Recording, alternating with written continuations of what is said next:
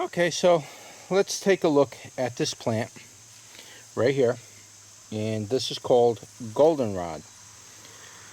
Now, I don't know that much about it, and I didn't really look it up online to really give you the full description of it, but what I can tell you is that this plant grows every year on my property, and I'm assuming it's a perennial because it grows and comes up pretty much right where it is every year. Now, could it be self-seeding? It's possible.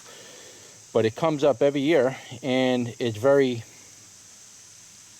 very powerful plant, meaning that this plant really, nothing gets in its way. It just keeps coming up and up and up, and I think the deer come and eat it too. Because I had some full heads of goldenrod out here, and I was going to shoot the video on it. I didn't have my camera. I got distracted, and I never shot the video on it. Now I don't really have the full blooms of goldenrod, and I just did. Now there might be some on the other property. If I walk by it, I'll insert that into this video. But as you can see, this is what goldenrod looks like. And this is the end of it. Here's another shot of it.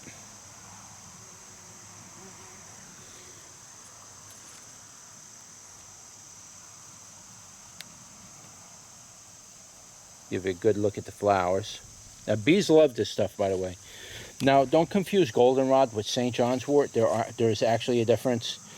I don't believe I have any St. John's wort around at the moment, but there is a difference in St. John's wort and goldenrod.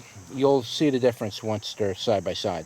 So I don't have it in front of me to show you the difference, but they do look similar.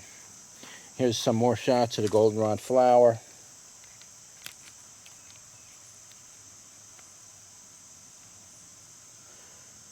It's a beautiful flower, and you can make flour with this. I've seen videos on YouTube where they kind of grind it up and make a flour with it, but they're kind of repulsed by it. But it is edible to some degree. It's not a poisonous plant. It's just not a very desirable edible plant. I would consider this something like a famine food. If you were really hungry and you needed to eat something, yeah, you can probably eat parts of this. It's bitter in taste. I'll even taste a piece of the flower for you.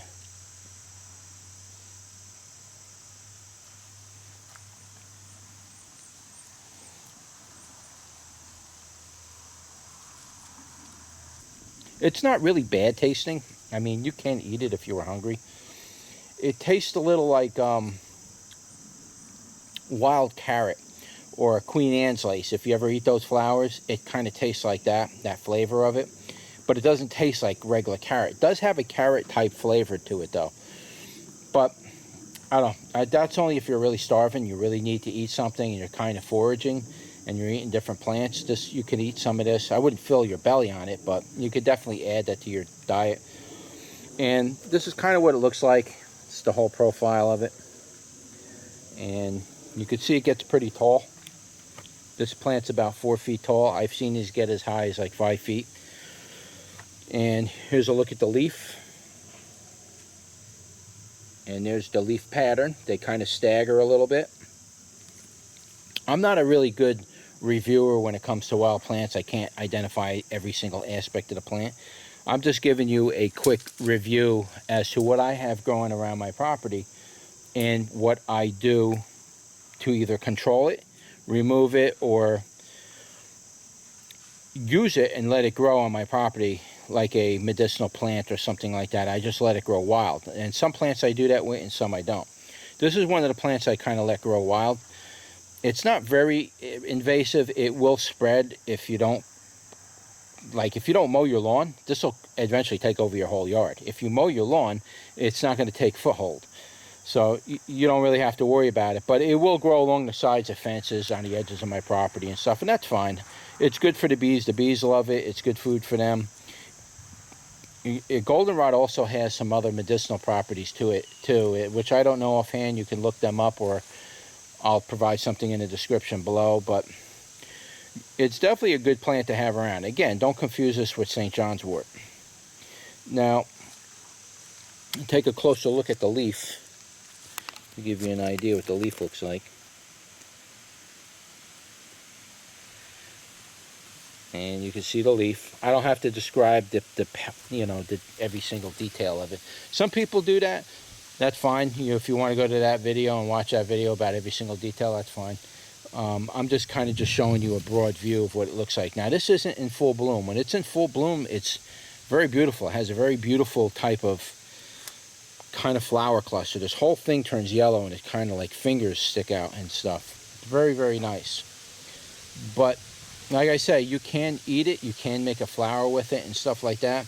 You have to add starch to it, I think, to make a flower with it. You can't just grind it and make flour with it. You have to actually add starch to it or something. So keep that in mind if you're going to try to make flour on it. If you want to munch on it a little, you can do that. It's probably the best way to consume that if you decide to consume it. But it's a nice plant to keep growing around your property. I have some more over here popping up. Actually, a lot of what you see here is the same thing. This is all goldenrod coming up here. See, like there's a little plant there.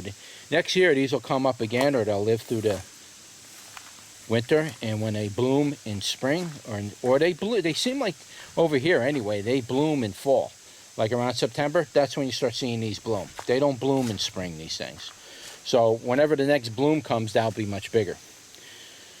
Here's another one. Plant. The deer has been eating these too, so I don't mind. I don't really care. Let the deer eat them. But yeah, that's a quick look at the goldenrod. And if I come across another patch somewhere, I know I had a larger patch with fully grown flowers on it. I will shoot a video on that, and I'll add it to the end of this video, or after this part here. I'll just add it on. All right, so that's just a quick look at your goldenrod. And if you like this video, don't forget to like, share, and subscribe. And I'll see you on the next one. Take care. And here's some more goldenrod. Kind of just giving you a look at it from a distance. Give you a little closer look at that. This is kind of a mature plant already, but it's just another look. And here's like the immature plants. These are all immature, like this right here. It's the bud. There's another one. But eventually this will all turn yellow right here, which is fine. I don't care right here.